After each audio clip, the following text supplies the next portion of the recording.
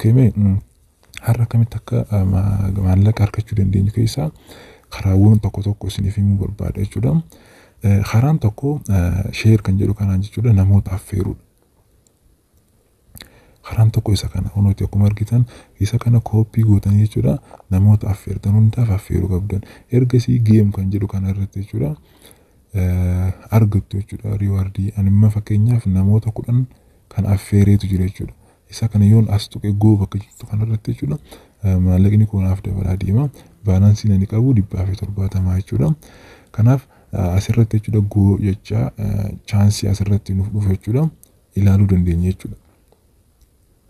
Chaansii kana jechuudha namoota affeeruu qofaan argannaa jechuudha. Kunoo birriin akkasumatti isiniif argama jechuudha tokkoon argadhee haala kanaan jechuudha karaan irraa maallaqa argachuu dandeenyu keessaa karaan tokko isa kana jechuudha namoota affeeruudhaan. Namoonni nuti affeerre keessaa ammas namoonni nuti affeerre yoo riichaarjii kan godhan ta'e fakkeenyaaf asirratti isin argisiisu mee bakka jedhu kana cuqaasuudhaan ergaas tuqanne jechuudha. Bakka maayitiin jettu kana irratti jechuudha namoota isin affeertantu tiimii keessan kana keessa jira jechuudha. Akkuma argitan kunuuti namoota nan affeere keessaa jechuudha purchase commissionii ani yookaan nama san affeerse akka as keessatti galuuf taasiseef jechuudha 34 argadde promotion income akkasumatti argadda. Task income immoo namoota recharge godhan jechuudha. Nama isin affeertan san kan recharge gootan kan recharge godhate jechuudha. Akkana jechuun kan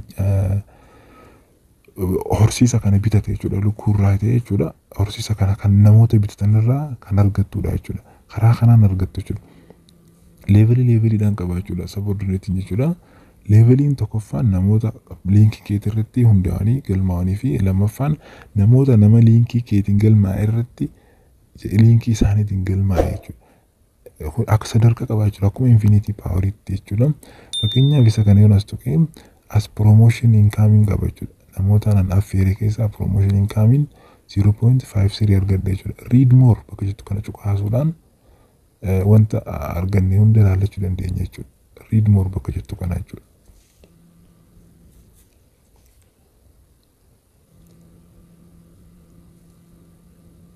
Ammatii bilbila yookaan namoota fayyadamaa jiran jechuudha guruupii nu jalatti liinkii keenyaan galmaa'an jechuudha. Isaanowwan asirratti arginu isaan kanneen kanaanii jechuudha. Birri isaan yeroo hojjetanis consumption asuma irratti ilaaluu dandeenya jechuudha. Tiimii isaan namoota isaan jalatti liinkii isaaniitiin galis as jala irratti arguu dandeenya jechuudha. Kanaaf karaawwan kana keessaa karaa tokkoon maallaqa argachuu dandeenya jechuudha. Inni karaa biraa immoo home bakka jettu kana cuqaasumaan jechuudha. Homii kana akkuma seenneen jechuudha dirqama nuti wantoota bitachuu qabnutu jira jechuudha. Fakkeenyaaf produktiiwwan as keessatti arginu hedduun isaanii ni jiru jechuudha. Kunuuti akka 350 ni jira jechuudha. Akka 900 ni jira jechuudha. VIP keenya irratti hundaa'a jechuudha. Namoonni haaroonni seentan kan 900 fi kan 350 qofa bitachuu dandeessan. Sababiin isaa VIP isaa 0 dha jechuudha. VIP isaa 0 dha jechuun VIP kana guddisuufis dirqama share gootanii liinkiiwwan kanaan namoota affeersisuu qabdu jechuudha. Ergasii gara VIP waan itti darbitu VIP waan idhaanis kunuuti bifa kanaan argattu jechuudha. Okay, isaan kan bitachuudhaaf jalqaba wanni nuti godhuu qabnu jechuudha. Homii kana irratti jechuudha recharge bakka jedhu kana. Recharge bakka jedhu isa kana jechuudha tuquu qabna jechuudha. Yookaan asin mee bakka jedhu kana maayii bakka jedhu kanaanis argachuu dandeenya jechuudha. Kunuuti recharge fi akkasumas withdrawal argannaa jechuudha. Kanaaf recharge bakka jedhu kana cuqaasne jechuudha. Yeroo cuqaasnu kunuuti kan nuti bitachuu feenu asirraa amount isaa asirratti barreeffanne jechuudha.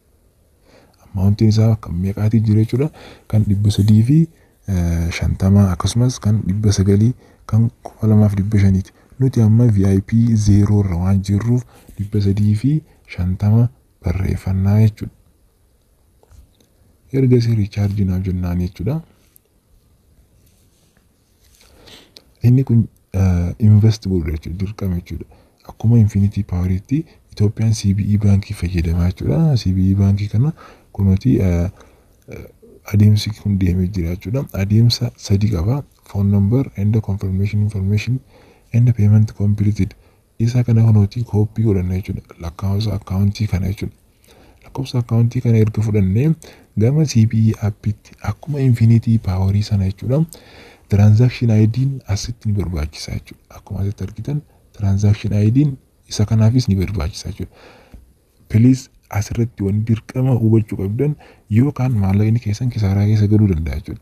Kanaaf transaction ID sana dirqama screenshot godhuu qabdu jechuudha. Akkuma Infinity Power irratti screenshot godhutti ergasii seennee jechuudha transaction ID as keessatti guunna jechuudha.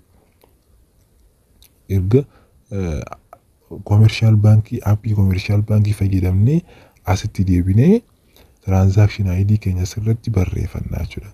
FT jedhee kan eegalu sana jechuudha. Akkasitti barreeffamu sana hunda asirratti barreessannaa jechuudha. Transaction ID message daanis kan nuuf dhoosan jechuudha. Erga kana finnee submit kan jedhu kana cuqaasne jechuudha. Erga adeemsa sana finnee hunda erga finnee booda jechuudha. Recharging keenya meeqa akka ta'e ilaallachuu dandeenya jechuudha. Recharging keenya meeqa akka ta'e asirratti ilaallaa jechuudha. Recharge record bakka jedhu kana bakkuma mee jedhu kana keessatti recharge record. Recharge record kan jedhu kana akkuma argitan isaanowwan ani argadhe isa kana jechuudha. Successfully kan anan bite isa kana jechuudha. Failed yeroo jedhu proof of recharge barbaada. Fakkeenyaaf kan 150 yeroo bittaniif xumurtan bakka recharge record kana yeroo seentan bakka kanatti failed jedha jechuudha. Isa kana waan inni failed jiru jechuudha. Add proof of charge recharge bakka jedhu kana cuqaasuu qabda.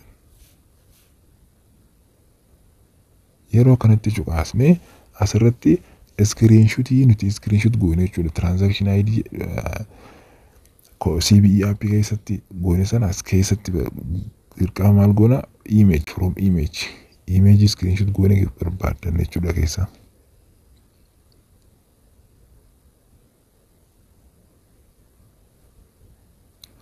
Erga xumurre jechuudha uploading kun akkanatti bifa kanaan nu fida kun screenshotiin keenya akkanatti galchina jechuudha. Erga kanatti galchine confirmation submission bakka jedhu kana cuqaasna. Confirmation submission kana erga cuqaasne xumurre jechuudha. If successfully nuuf godha jechuudha. Waati yeroo xiqqoo booda jechuudha. Akkuma isin jedhee state isaa successfully jedhee yeroo akkanatti nuuf galee jechuudha. Eessa seennaa jechuudha wulii bitachuudhaa fi as seennaa jechuudha. Home bakka jedhu kana cuqaasna. Home kana erga cuqaasne buy bakka jedhu kana akkuma argitan jechuudha. Buy bakka jedhu kana cuqaasna. Are you sure to purchase this product? Product kana bituudhaaf qophiidha jedha. Yes jennaan jechuudha.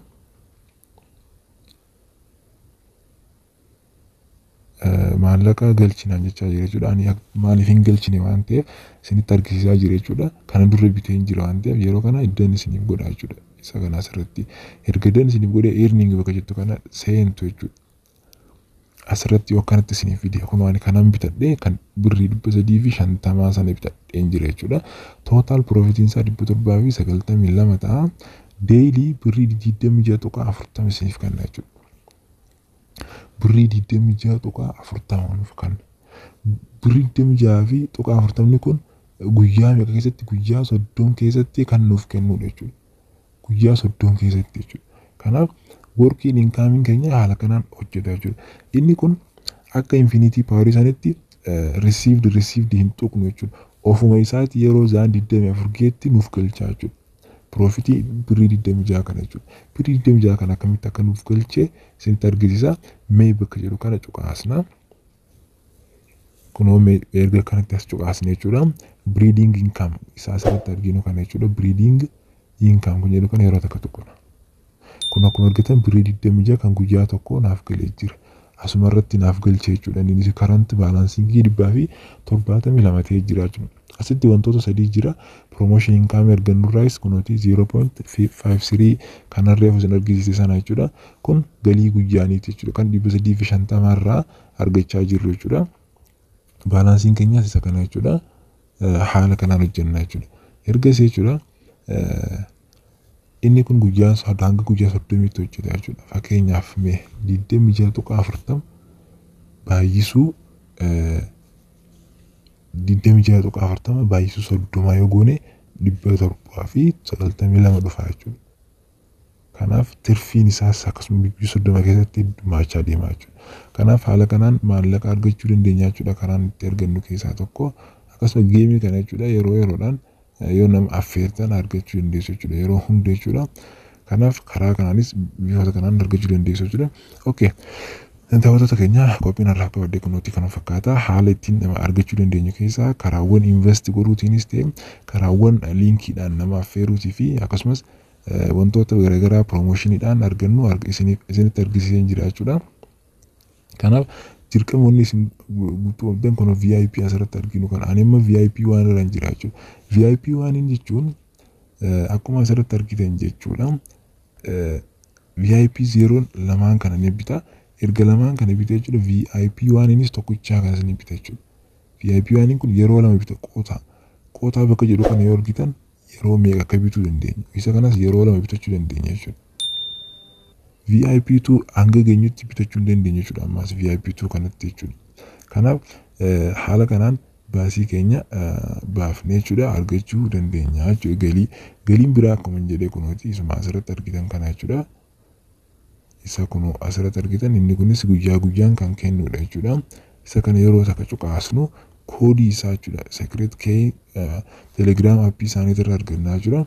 Telegram appii isaanii seenuudhaaf akkuma hoomii kana cuqaasneen jalqabarra kan fidu isuma kana jechuudha. Join group kan jedhu kana seenna. Isa kana keessaas galii argannaa jechuudha. Telegram seena. Telegram isaanii. Telegram isaanii kunoo isuma kana jechuudha. Haala kanaan argattu jechuudha. As keessatti guyyaa guyyaan gadi lakkisu jechuudha. Honooti akkuma argitan isa kana jechuudha. Akkuma suuraalee argine isa kana keessatti maal galchina treasure key kan jedhu 72 jedhee kan eegalu kana galchuu dandeenya jechuudha. Karaawwan kanaanis bu'aa yookaan maallaqa argachuu dandeenya jechuudha. Okay, daawwattoota keenya kun karaawwan ittiin make money godhuu keessaa karaawwan gosa isin jira jechuudha. Karaawwan kanaan fayyadamnee bu'aa qabeessummaa irraa argachuu dandeenya. Namoonni infinity power shakkaa jirtan jechuudha. Infinity power osoo shakkaa jirtanii Grace Farming inni biraas dhufee jira jechuudha.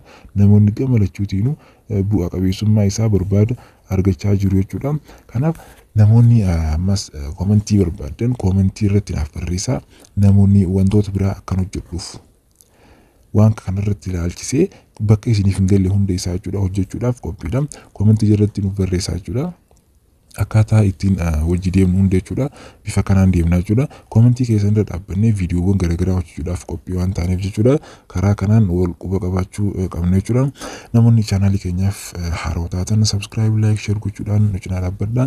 Viidiyoowwan akkanaa jechuudha yeroo isin akka yeroodhaan akka isin ga'aniif subscribe gochuu qabdu jechuudha. Kanaaf notificationin keenya isin ga'a jechuudha. Yeroo viidiyoo gad lakkisnutti battaluma isin ga'uu danda'a waan ta'eef karaawwan kanaan bu'aa qabeessummaa wantoota kanaatis irraa hubachuu dandeessan jedhee naaf jedha jechuudha. Kanaaf viidiyoon har'aaf qabadhe jechuudha. Isuma kana fakkaata jechuudha. Haga viidiyoo biraatti wal arginutti nagaan nuuf turaan isiniin jedha.